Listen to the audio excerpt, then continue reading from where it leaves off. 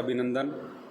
और इस चैनल के माध्यम से मैं सर्वसाधारण को यह सूचित करना चाहूँगा कि राष्ट्रीय स्वयंसेवक संघ के स्थापना शताब्दी वर्ष में राष्ट्रीय स्वयंसेवक संघ की प्रेरणा से डॉक्टर हेडगेवार स्मारक सेवा समिति संस्था के द्वारा एक कंप्यूटर सेंटर का प्रारंभ किया गया है। इस कंप्यूटर सेंटर का मुख्य उद्देश्य दिव्यांगजनों को उनके कौशल का विकास करके उनको स्वरोजगार के लिए निपुण करना, कंप्यूटर प्रशिक्षण देना, ताकि वो अपने व्यवसाय को कर सकें, अपने रोजगार को अर्जित कर सकें और समाज में फैली जो एक हीन भावना है उनके लिए जो हीन भावना रहती है उसको हम दूर कर सकें। उनकी हीन भावना दूर हो, वो स्वरोजगार को करके अपने पाँव पे खड़े हो सकें, अपनी आजीविका चला सके, अपने परिवार का पालन पोषण कर सके। हमें उन्हें इतना सक्षम बनाना है। इसके लिए संघ का एक प्रकल्प चलता है जिसका नाम है सक्षम। उस प्रकल्प से प्रेरणा लेके डॉक्टर हेडगेवार स्मारक सेवा समिति ने यह प्रकल्प शुरू किया है। इसमें हमने विभिन्न कंप्यूटर्स लगाए हैं, जिसके लिए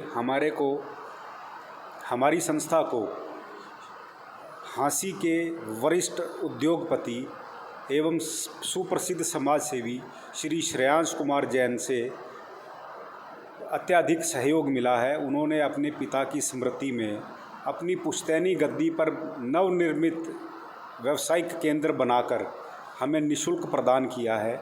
हम जितना समय तक चाहें इस स्थान का उपयोग करेंगे।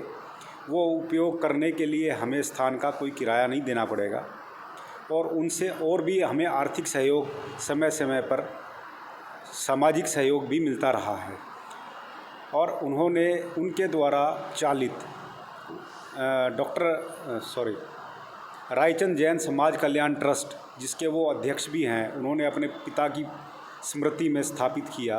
और उन्हीं की प्रेरणा से, जो कि हमारे राष्ट्रीय स्वयंसेवक संघ के एक बहुत ही वरिष्ठ अधिकारी रहे, बहुत पुराने कार्यकर्ता रहे। जब से संघ आप कह लीजिए झांसी में शुरू हुआ था, तभी से वो कार्यरत थे और संघ के अधिकारी रहे। वो यहाँ पर बहुत ही बड़े अधिकारी रहे और बड़े दबंग रहे। उन्होंने अंग्रेज़ों से, मुसलमानों से बड़ी टक्कर ली, जो कि समाज को, देश को तोड़ने का जिन्होंने काम किया। आज़ादी के लिए उन्होंने विभिन्न प्रकार के सहयोग किया, संघ की स्थापना में सहयोग किया और संघ का संचालन भी किया। वो झांसी के सर्वप्रथम नगर कार्यवाह रहे और वो उसके बाद पदोन्नति पाकर झांसी के माननीय नगर संचालक भी रहे। उन सब की प्रेरणा से प्रेरित होकर श्रीमान श्रेयांश कुमार जैन भी समाज सेवा के कार्यों में सतत लगे हुए हैं। और हमारा भी यही उद्देश्य है कि हम समाज में फैली जो एक बेरोजगारी है उसको दूर करने में कुछ सहयोग कर सके। इसलिए हमने ये कंप्यूटर सेंटर चलाने का निर्णय लिया, संकल्प लिया। और इसके लिए हम विशेष रूप से धन्यवाद करते हैं दक्षिण हरियाणा बिजली वितरण निगम का, जिनके सहयोग से ये सारा जो कंप्यूटर है, फर्नीचर है, इंफ्रास्ट्रक्चर उनके सहयोग से हमें मिला है, जिसकी कुल लागत लगभग अनुमानित राशि लगभग 7.5 लाख रुपए रही। और मैं चाहूँगा कि जो भी व्यूअर इसको देख रहे हैं वो यहाँ पे आए, ताकि हम उनके कंप्यूटर कौशल का विकास कर सकें और वो समाज में अपनी स्थान को बनाकर अपने परिवार का पालन पोषण कर सकें। सचिन जी, जैसे आपने ये बताया है कि यहाँ पर कंप्यूटर सेंटर जो सक्षम लोगों को है, तो उनको दिव्यांग लोगों के लिए, तो यहाँ कोई ऐसी भी योजना होनी चाहिए जो लोग यहाँ पर कंप्यूटर सीखें और उनको जो सरकार की तरफ से मान्यता मिलनी चाहिए, कहीं नौकरी के लिए, कहीं वो ऐसी भी कोई योजना है कि आप सरकार से कोई ऐसा प्रयास करेंगे क्या? हमारा प्रयास ये है कि अभी हम इस कार्य में लगे हुए हैं कि हमारे यहाँ पर हम जो भी शिक्षार्थी आएंगे, अभ्यर्थी जो भी आएंगे, सीखने के बाद उन्हें हम किसी मान्यता प्राप्त सर्टिफिकेट दे सकें, ताकि वो विभिन्न स्थानों पर जाके और सरकारी नौकरियों में भी आवेदन करने के लिए सक्षम बन सकें और सरकारी नौकरी पा भी सकें। हमारा कंप्यूटर सेंटर जब अच्छे रूप से चल जाएगा, हम सरकार से अपना प्रकल्प दिखा के हम सरकार से भी निवेदन करेंगे कि वो यहाँ से प्राप्त जो भी अभ्यर्थी यहाँ से जाएगा, शिक्षण प्राप्त करके जो भी अभ्यर्थी जाएगा, उसको नौकरी में कोई वरीयता प्रदान करें। तो सचिन जी, जैसे इस कंप्यूटर सेंटर के अंदर लड़के और लड़कियां आएंगी या अलग अलग है, कैसे है ये कार्यक्रम, कितने घंटे का कैसे है जी? सुबह 8 बजे से प्रारंभ होके 8 बजे खोलेंगे, 9 बजे से क्लासेस प्रारंभ होंगी और रात को 8 बजे तक चलेगा। इसमें दोपहर 2 बजे तक दिव्यांगों के लिए और 2 से 3 बजे तक का लंच टाइम रहेगा। लंच ब्रेक के बाद सामान्य जनों के लिए भी ये कंप्यूटर सेंटर रहेगा और सभी के लिए हम प्रयास ये करेंगे कि सभी को यहाँ से जो भी शिक्षार्थी जाएगा, अभ्यर्थी जो भी जाएगा, उसको किसी ना किसी तरह का रोज़गार भी हम मुहैया करवा सके, चाहे गैर सरकारी हो। सरकारी में अभी हमारी कोई ना बन पाए बात, तो गैर सरकारी रोज़गार ही हम प्राप्त कराने का उनको कोशिश प्रयास करेंगे, क्योंकि विभिन्न समाज सेवी बंधु जो कि समाज के अंदर व्यापार करते हैं, शहर में करते हैं, ज़िला में करते हैं या पूरे प्रदेश में करते हैं, व्यापारी बंधु हमारे साथ जुड़े हुए हैं, हमारे संपर्क में हैं। उनसे हम निवेदन करेंगे कि वो अपने संस्थानों में इनको काम दें, रोज़गार दें। तो ये कब से स्टार्ट होगा जी? हमारी ओर से ये स्टार्ट हो चुका है। अभी हम अभ्यर्थियों से संपर्क कर रहे हैं, विशेष रूप से दिव्यांगों से हम संपर्क कर रहे हैं। संपर्क करके उनको आमंत्रित कर रहे हैं कि वो आएँ और अपना कार्यक्रम शुरू करें। धन्यवाद। और इस कार्यक्रम को प्रशिक्षण को देने के लिए श्रीमान सुदीप जी हमने उनकी सेवाएं ले रहे हैं, जो कि इस कार्य करने में निपुण हैं। धन्यवाद जी।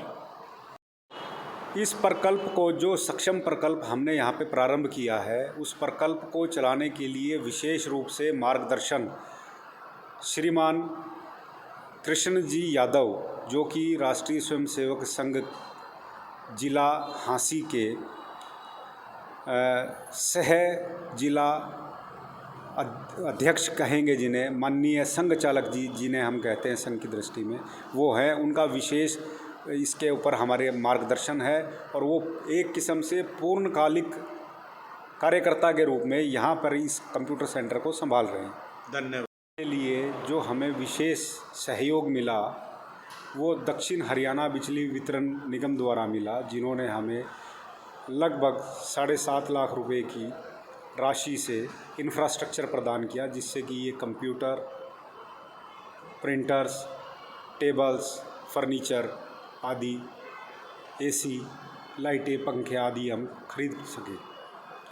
और इस सारे कार्य के लिए हम विशेष आभार श्रीमान वरिष्ठ अधिवक्ता श्रीमान राजकुमार जी मक्कड़, जो कि भिवानी के निवासी हैं और पूर्व में हरियाणा के दिव्यांगजन आयोग के उपायुक्त रहे, उनका विशेष सहयोग हमें प्राप्त हुआ, जिनके माध्यम से ही हमें दक्षिण हरियाणा बिजली वितरण निगम द्वारा ये सहयोग राशि प्राप्त हो सकी।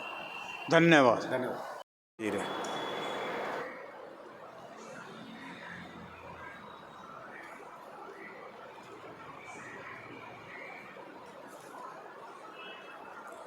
अब आपको बातचीत कराते हैं वेद प्रकाश जी शिक्षक है, जो भूना के अंदर लगे हुए हैं, जो इस संस्था के सक्षम में कार्य कर रहा हूँ। तो आपका क्या कार्य है, कैसे, किस तरीके की, आपको कुछ इसके अंदर ये बताइए कि कैसे स्टूडेंट्स आएंगे, किस तरीके से?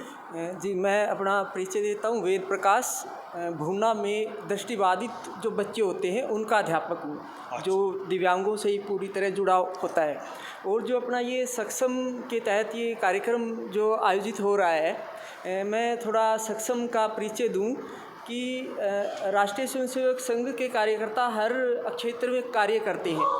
तो 1994 में अपने 2 स्वयंसेवक दृष्टिबाधित हो गए एक्सीडेंट में, अच्छा अंधे हो गए। तो उन्होंने निश्चय किया कि हम कार्य करेंगे जी, और कैसा कार्य करें। तो उन्होंने दृष्टिहीनों के कल्याणार्थ ऐसा कोई संस्था बना के अपना कार्य शुरू किया।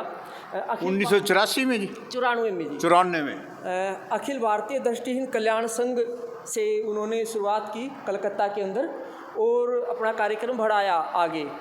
तो जब कार्यक्रम आगे बढ़ता रहा तो दिव्यांगजन तो बहुत सारे हैं, वो सिर्फ दृष्टिबाधितों के लिए कार्य कर रहे थे, कि बात आगे हुई कि दिव्यांगजन तो बहुत सारी कैटेगरी है, और भारत सरकार की भी 7 तरह की कैटेगरी उसमें होती थी। 7 कौन कौन सी है? 7 होते थे, दृष्टिबाधित पूरी तरह से, और लो विजन अल्प दृष्टिबाधित, और मुख बधिर होते थे, चलन बाधित, अस्थि बाधित जो होते हैं वो होते थे। इस तरीके की 7 दिव्यांगताएं होती थी। तो अब जैसा कि भारत सरकार ने अभी दिव्यांगताएं भी 21 तरह की कर दी हैं, तो जब बात आई कि दिव्यांगों के लिए काम हम करें तो बहुत सारे दिव्यांगजन हैं। तो जब ऊपर बात आई कि किन सारों को मिला के हम कार्य करेंगे, और उसका एक सक्षम के रूप में समदृष्टि अक्षमता विकास एवं अनुसंधान मंडल, हम इनके सभी के लिए विकास के लिए कार्य करेंगे।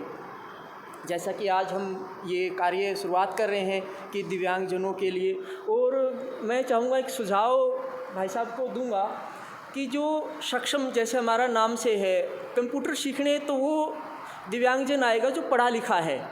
हमें उन तक भी पहुंचना है जो दिव्यांगजन पढ़े लिखे नहीं हैं, जिनको सरकार की योजनाओं की पूरी जानकारी नहीं है। अब जैसे उदाहरण दें, पहले मेडिकल बनता था, एक ऑफलाइन मेडिकल बनता था, अब UDID बन रहा है, यूनिक डिसेबिलिटी आइडेंटिटी कार्ड, जो अपने आधार की तरह। उसके अंदर एक पहले प्रक्रिया होती है ऑनलाइन दर्ज करवाने का अपना, तो उसमें 150-200 रुपये कोई भी कंप्यूटर सेंटर वाला एक दिव्यांगजन से लेगा।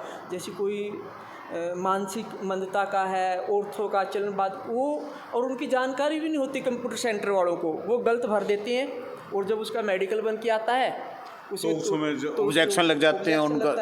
अब हरियाणा सरकार ने जो बनाया है अपना फैमिली ID, दिव्यांगजन का उसमें नाम दर्ज होना ज़रूरी है। अब बहुत सारे दिव्यांगजनों को ये पता नहीं कि वो कैसे होगा और उसका क्या लाभ होगा, और सरकार सीधा सीधा बेनिफिट उन्हीं को दे रही है जो कि अपने फैमिली ID में जुड़े हैं।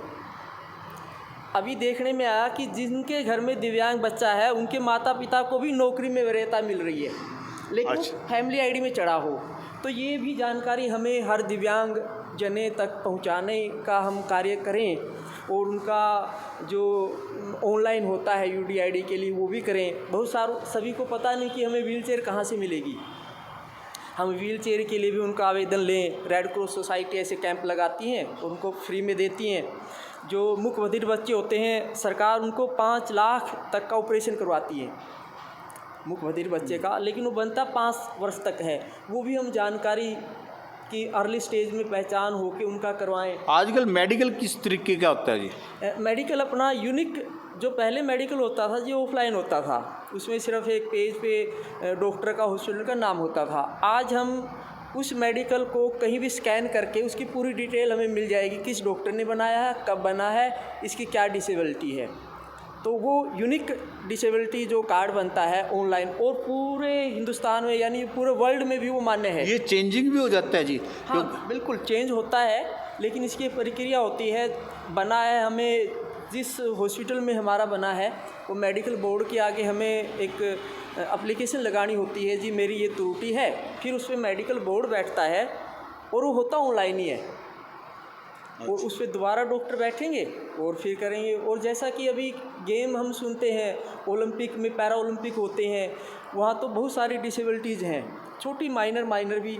हमारे बहुत सारे बच्चे भी वहाँ पहुँच सकते हैं। ऐसी जानकारियाँ उनको हम पहुँचाएँ। और ये जैसे ओलंपिक शुरू हो रहा है, इसके बाद में पैरा ओलंपिक होएगा। हमारे बहुत सारे हरियाणा के बच्चे उसमें अच्छा प्रदर्शन कर रहे हैं। ये सब तरह की जानकारियाँ हम चाहते हैं कि बहुउद्देशीय केंद्र हो, ये दिव्यांगजनों से जुड़ा हुआ। और ज़रूर नहीं कि बच्चा ही हो, बड़ी स्टेज में हम हॉस्पिटल में आज देखते हैं एक्सीडेंट के केस बहुत सारे भरे पड़े हैं।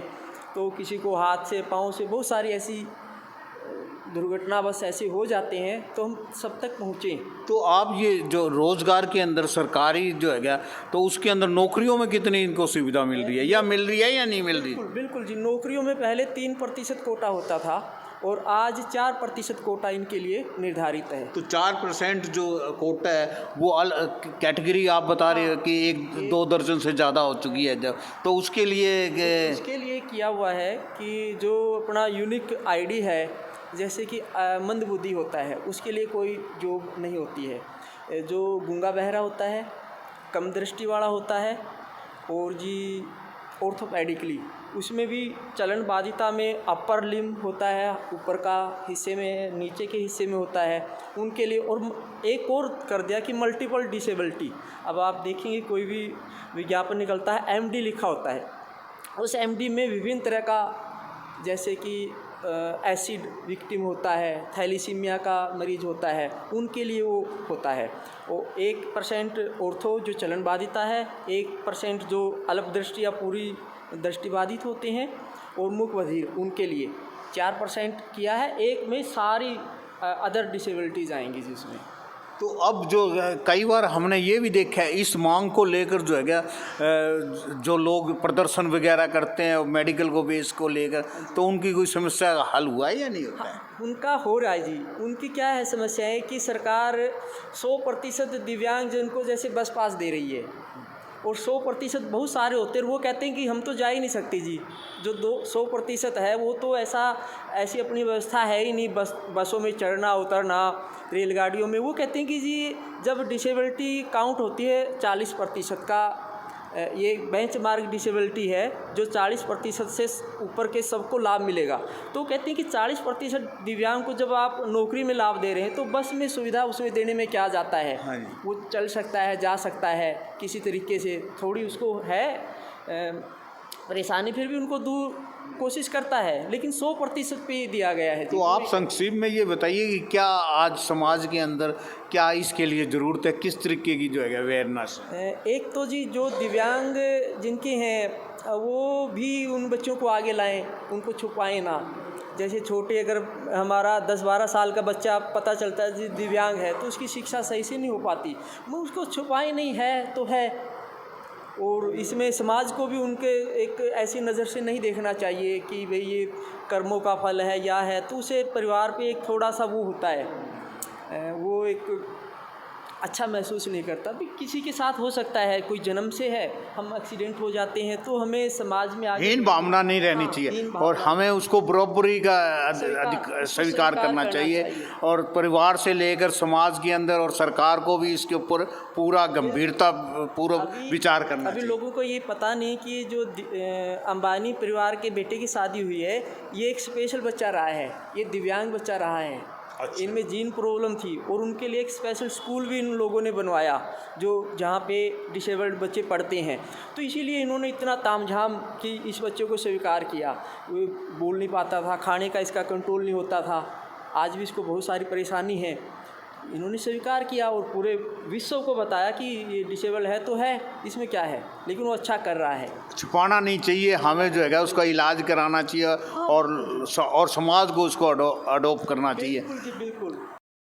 MS न्यूज़ हाँसी आपको ये बताने में बड़ी खुशी हो रही है कि हाँसी राष्ट्रीय स्वयंसेवक के जिला के सह संचालक माननीय किशन यादव जी से बातचीत कराते हैं कि इस साल अगले साल 2025 जो डॉक्टर हेडगेवार जयंती जन्म शताब्दी समारोह का आयोजित किया जाएगा 100 साल पूरे होने पर, और हाँसी ज़िले में ये तोहफा दिया है। तो कृष्ण जी आपको कैसा लग रहा है जो डॉक्टर साहब की याद के अंदर जो हाँसी के अंदर लोगों को, जो अपंग लोगों को, जो दिव्यांग लोगों को जो है यहाँ पर काम सिखाने के, रोज़गार के लिए अवसर दे रहे हैं? हमें बहुत अच्छा लग रहा है जो दिव्यांग सक्षम के लिए हमने जो कंप्यूटर सेंटर खोला है, इसके लिए शताब्दी वर्ष की एक शुभकामनाएं देने के लिए हमें दिव्यांग अपना रोज़गार चला सकें, अपना सक्षम हो सकें और देश की तरक्की के लिए सहयोग कर सकें।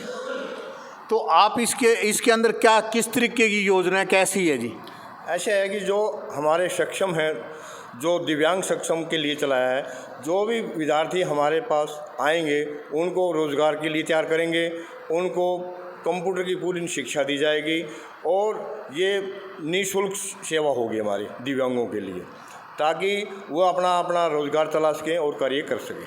तो हादसे के अंदर जो राष्ट्रीय स्वयंसेवक के सहयोगी संस्थाएं हैं तो उनके और भी कार्यक्रम चल रहे हैं सिलाई के अंदर और जो है लेबोरेटरी वगैरह बरसी के, और कैसे चल रही है, उनका कैसे कार्य चल रहा है? हमारे जो सहयोगी संस्थाएं हैं वो बहुत अच्छी तरह से सिलाई केंद्र चला रही है। सेवा भारती हमारा सिलाई केंद्र चला रही है, भारतीय विकास परिषद लेबोरेटरी चला रही है और ट्री गार्डनों का वितरण कर रहे हैं। उनको समय समय पर सहयोग और उनका निरीक्षण होता रहता है, देखभाल होती रहती है। बहुत ही अच्छा पौधे लगा रहे हैं और ट्री गार्ड भी वितरण कर रही है।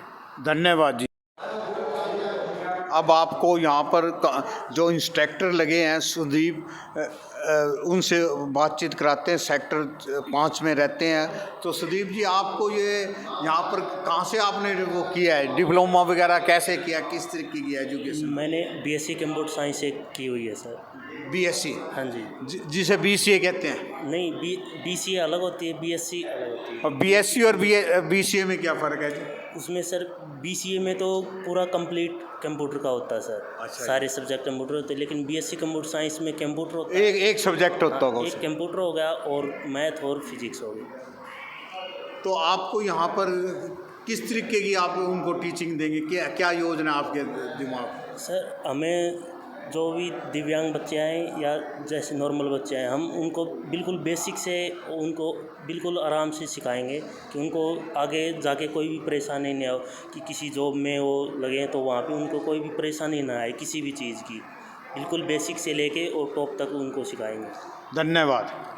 अब मैं आपको यहाँ के संस्थान के जो है प्रबंधक ख्याति लाल जी, जो हांसी के नारनौंद के पास लोहारी के रहने वाले और आजकल फ़िलहाल उत्तम नगर में रह रहे हैं, और उनकी जो धर्मपत्नी भी दिव्यांग है, तो उनसे बातचीत। ख्याति लाल जी, आपको जो यहाँ पर अपॉइंटमेंट किया है संस्थान ने, तो कैसा लग रहा है? बहुत अच्छा लग रहा है जी। ये दिव्यांगों के लिए ये सेंटर बनाया गया है। दिव्यांग अपना +2 या मैट्रिक करके कंप्यूटर सीखेंगे, क्योंकि और काम कर नहीं सकते वो हार्ड, इसलिए सिटिंग वर्क फर्स्ट क्लास है उनके लिए। अच्छा है, उनकी लाइफ सुधरेगी, सुधार आएगा और आगे देश को आगे भी बढ़ाएंगे, आप भी बढ़ेंगे वो। और हमारी यही कोशिश रहेगी कि हम सिखाते रहें बच्चों को ऐसे ऐसे और आगे देश को ले जाते रहें। तो आप कहीं सर्विस पहले करते थे? मैं करता था जी अपना डिफेंस में, आर्मी में। अच्छा, किस पोस्ट पर? ऑफिस सुपरिटेंडेंट की पोस्ट पर। अच्छा जी। हाँ जी, वहाँ से रिटायर हुआ हूँ मैं। तो वहाँ से रिटायर, आपको कभी सर्विस के दौरान आपको ये क्या लगा, कभी आपको ये अड़चन आई कि अपने आप को महसूस किया? नहीं जी, हमारी लाइफ इतनी सही गई है जी, मैंने कभी मेरे घर वालों ने फील ही नहीं होने दिया। उसके बाद मेरी शादी हो गई, फिर उसके बाद और भी फील ख़त्म हो गया। तो बड़े अच्छे हमारे। आपकी धर्मपत्नी भी जो है सर्विस करती थी, उनको? वो हाउस वाइफ है। House wife. उनको कहाँ से वो है जी, अपंग वगैरह क्या? उनका भी पैर से 40% है। 40%? मेरा 70% है। अच्छा जी। तो हम अपना दोनों मिलके काम करते हैं। ख्याति लाल जी, आप जो है क्या सरकार से जो है जो योजना चालू हुई है धरातल पर वो लागू है या नहीं है, क्या उनकी डिफ़िकल्टी है? मैं तो एक्स-सर्विसमैन हूँ, मेरे को पेंशन मिलती है सर।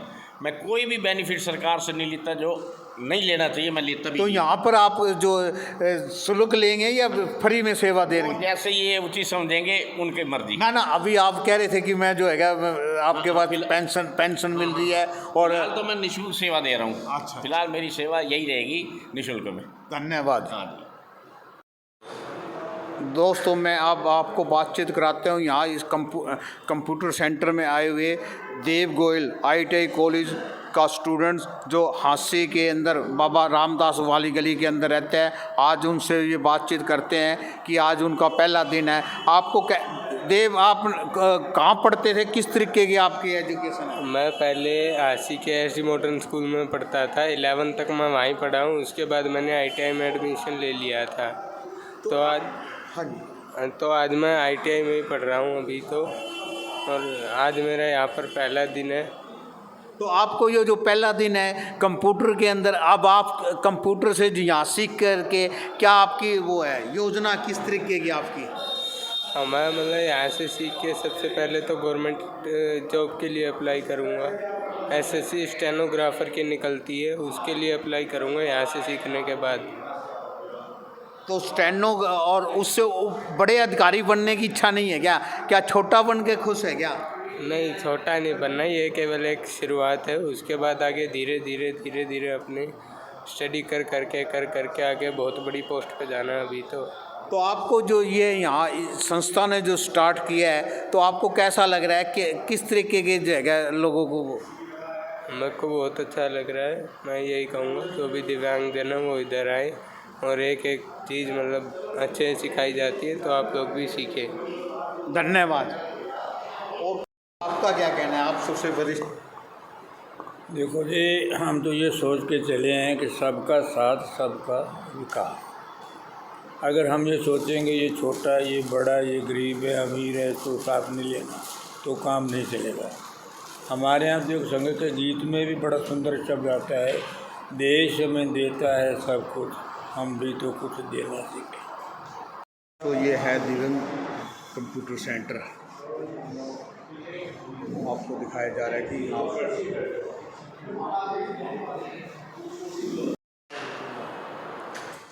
दोस्तों अब आपको राजकुमार मनचंदा जी से बातचीत कराते हैं कि जो कंप्यूटर सेंटर जो हांसी के अंदर दिव्यांग लोगों के लिए शुरू करने की योजना है, तो ये आपको कैसा लग रहा है जी?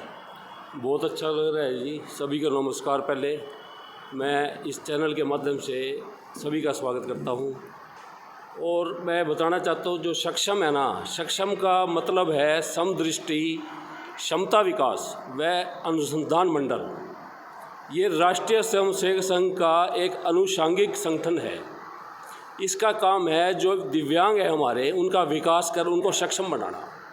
और हिसार जिलाई के तहत हांसी में ये मेन बाज़ार में एक दिव्यांग सक्षम कंप्यूटर सेंटर खोला गया है, जो कि दिव्यांगों की सेवाओं के लिए है। ये सिर्फ पुरुषों के लिए है और इसका आज विधिवत आपके चैनल के माध्यम से हम प्रचार प्रसार के लिए इकट्ठे हुए हैं। आपका भी धन्यवाद करता हूँ। तो श्री कुमार जी, आपको कैसा लग रहा है? हाँ, ये बहुत बढ़िया लग रहा है, अच्छा काम है। और समाज में वास्तव में संघ का शताब्दी वर्ष है, 100 साल संघ के पूरे हुए, तो समाज में एक जागृति आवे, समाज में एक अच्छा काम चले, जो अपने छोटे छोटे स्तर तक संघ का काम जावे।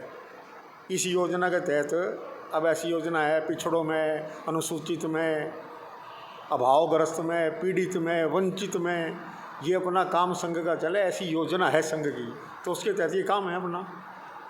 तो आपको भी कैसा लग रहा है? नमस्कार जी। श्री रायचंद जैन ट्रस्ट के द्वारा जो हांसी शहर में ये पहल की गई है, ये बहुत अच्छी पहल की गई है, क्योंकि जो दिव्यांग है वो यहाँ पे कंप्यूटर सीख के उसके बाद वो स्वावलंबन की ओर बढ़ सकते हैं, वो अपना CSC वगैरह खोल सकते हैं। और जैसा कि हम कुछ समय से देख रहे हैं कि सरकारी नौकरियों में भी जो कंप्यूटर का डिप्लोमा है वो सरकार ने आवश्यक कर दिया है। तो मेरी यही गुजारिश है कि जो भी इसका जो लुत्फ़ उठा सके उसको यहाँ पे दाखिला लेना चाहिए और कंप्यूटर की शिक्षा को ग्रहण करना चाहिए। वैसे भी आने वाले समय में कंप्यूटर की शिक्षा बहुत आवश्यक है। धन्यवाद। संदीप जी, आपका क्या कहना है? डॉक्टर संदीप यादव जी। मेरा इस बात पर ये कहना है कि जैसा कि केंद्र सरकार के भी कंप्यूटर की तरफ बढ़ाने के लिए समय समय पर अलग अलग योजनाओं का आयोजन किया जाता है, उसी को देखते हुए ये रायचंद जैन जो संस्था है, इन्होंने दिव्यांगों के लिए एक ये जो बड़ा ही उत्साहजन कार्यक्रम जो शुरुआत की है, और ये हांसी के बीचों बीच है, शहर के बीचों बीच ये एक संस्था ने कंप्यूटर सेंटर खोला है। इसके लिए एक इनको बड़ा ही साधुवाद है। और इस जो संस्था का जो संचालन है वो डॉक्टर हेडगेवार स्मारक सेवा समिति हांसी करेगी, और इसकी जो सहयोगी संस्था है वो रायचंद्र जैन समाज कल्याण ट्रस्ट हांसी है। और इसका जो संयोजन है वरिष्ठ उद्योगपति एवं सुप्रसिद्ध समाजसेवी श्री श्रेयांश कुमार जैन जी करेंगे। और इस संस्था की जो प्रेरणा है वो राष्ट्रीय स्वयंसेवक संघ के द्वारा जो है उनसे मिली है। और मार्गदर्शन जो इनको मिला है वो श्रीमान श्री कृष्ण जी यादव, जो कि हाँसी के माननीय संघ चालक जी हैं, और एडवोकेट सचिन जैन जी हैं, वो न्यायिक सदस्य हैं हरियाणा टैक्स ट्रिब्यूनल के। वो पूर्व सदस्य रहे हैं हरियाणा स्टाफ सिलेक्शन कमीशन के, और कोषाध्यक्ष हैं वो डॉक्टर हेडगेवार स्मारक सेवा समिति के, एवं सचिव हैं वो रायचंद्र जैन समाज कल्याण ट्रस्ट के। उन्होंने जो है इस संस्था के लिए, इस कंप्यूटर सेंटर के लिए बड़ा ही योगदान दिया है। और ये इस कंप्यूटर सेंटर का जो नाम रखा है इन्होंने, इसका नाम सक्षम के नाम से इन्होंने इसकी शुरुआत की है।